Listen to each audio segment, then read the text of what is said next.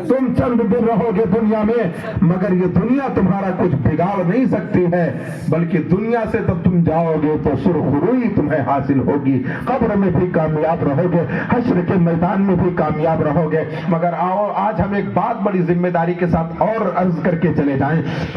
आज का माहौल ये बन चुका है कि रत जगह के दिन में, जिसे हमारी माँ बहनें रत जगह कहती हैं, इस रत जगह को हमारी माँ बहनों ने, बेटियों ने इसे डरामे की रात समझ रखा है।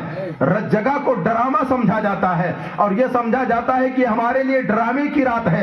अगर कलमा सुन लिया जाए तो कलमा पढ़ने हुए शर्म आती है, सर झुक जाता है, जुबान खुलती नहीं। अगर दुरूद नबी पर पढ़ने के लिए कह दिया जाए तो नबी पर दुरूद पढ़ना याद नहीं है, शर्म से सर झुक जाता है। और हमारी वही बहन, हमारी वही बेटी, हमारी वही माँ जिसको कलमा याद नहीं है, नबी पर दुरूद पढ़ना याद नहीं है, नबी की नात गुनगुनाना जानती नहीं है, नबी की अजमत बयान करना जानती नहीं है, वही हमारी बहन, वही हमारी बेटी, वही हमारी माएँ नबी अकरम सल्लल्लाहु अलैहि वसल्लम के शान में गुस्ताखी करते, नबी के दीन से बगावत करते, न जाने कैसे कैसे ऐसे इधर उधर के गाने गाकर, ढोल बजाकर पूरी रात बर्बाद करती है। और वो जहन्नमी औरत तमाम ऐसे लानत वाले फरिश्तों को दावत देती है, अपने घरों पर बुलाती है, और यहाँ तक कि वो घर पूरी रात इसी तरीके से डरामेबाजी करते हुए हमारी बहन गुजार दिया करती है। अब पता चला है कि हमने देखा है खुद, अब मैंने सर्वे किया है, मैंने अपनी आंखों से देखा है,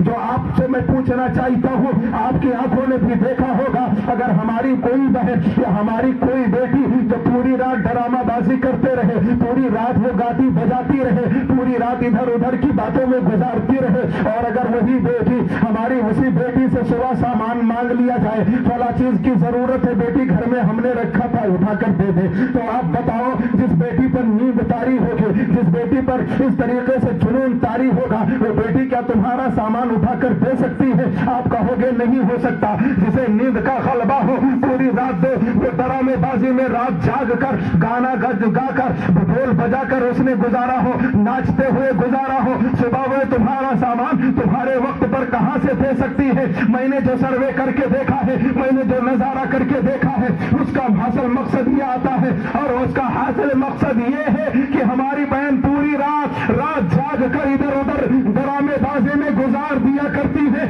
जब सुबह उनसे नमक मांगा जाता है तो ऐसी जगह पर वो धनिया का वो डब्बा उठा कर देती है। अगर धनिया पीसी मांगी जाती है तो पीसा मिर्चा आ रहा है। अज़ीज़ान मिल्लत इस्लामिया, अगर तुमसे कोई चीज मांगी जाती है तो उसका उल्टा होता है। और क्यों ना होगा? जब नींद तुम्हारे ऊपर गालिब है तो तुम्हारा कदम से ही पड़ेगा कैसे? कैसे पड़ेगा? जब तुमने रात तो डरामेबाजी में काटा है तो सुबह तुम्हारा जहन होगा कहां? अपनी जगह पर।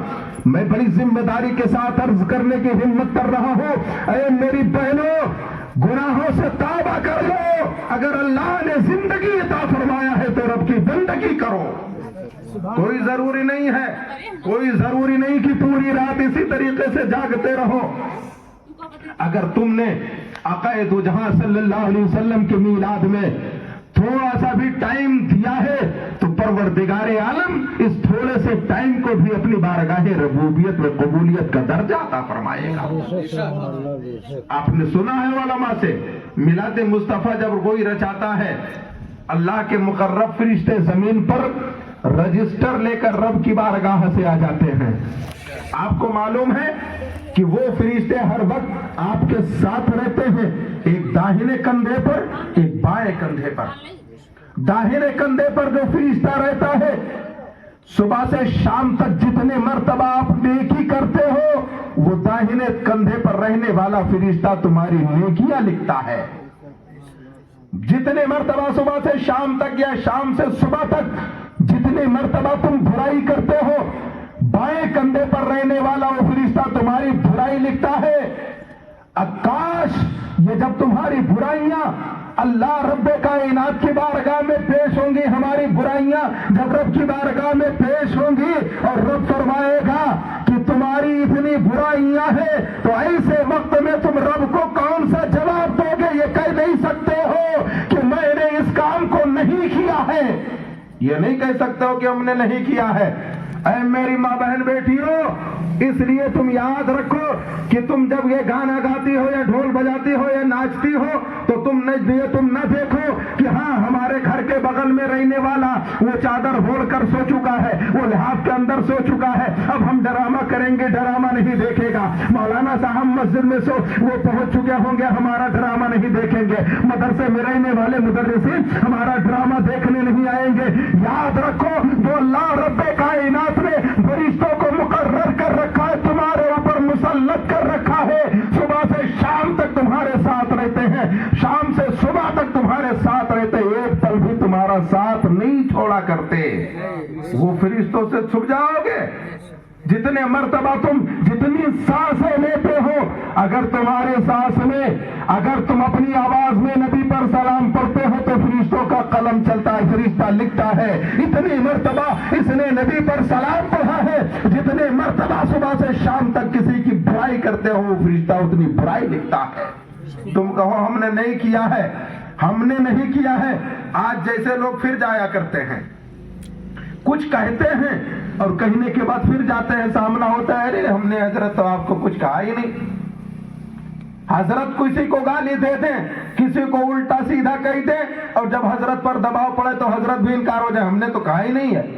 مگر یاد رکھو، تم ان کے آنکھ میں ہم اور آپ دھول جھونک سکتے ہیں، مگر رب کی بارگاہ میں فرشتہ جو رجسٹر پیش کر دے گا، پل پل کتنے سیکنڈ پر، کتنے منٹ پر، کتنے وقت میں، کون سی تاریخ میں، کون سے دن میں تم نے تکلیف دی ہے، گالی دیا ہے، وہ رجسٹر بدلا نہیں جا سکتا، وہ رجسٹر کا لکھا مٹایا نہیں جا سکتا، اللہ رب کائنات کی بارگاہ میں پیش ہوگا۔ اس لیے میرے بھائیوں، گناہوں سے بچو، میری ماں بہنوں گناہوں سے بچو۔ رت جگہ کی رات مل جائے، کچھ نہ کر سکو، زیادہ نہ کر سکو، نیکیاں بہت زیادہ نہ کر سکو تو تم اتنا کر لو کہ اگر تمہیں گھر میں تسبیح مل جائے تو تسبیح میں دو، سبحان اللہ سبحان اللہ، ماشاء اللہ ماشاء اللہ، الحمدللہ الحمدللہ، اللہ اکبر کی صدا بلند کرتی رہو۔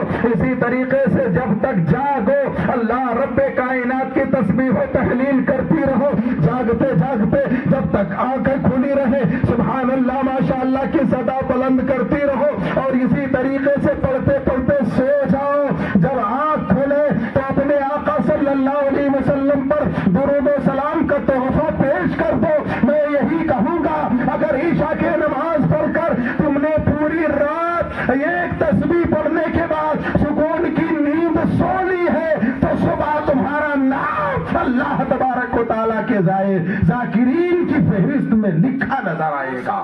بے شک سبحان اللہ سبحان۔ تم عبادت میں رہو گے، پوری رات تمہاری عبادت میں۔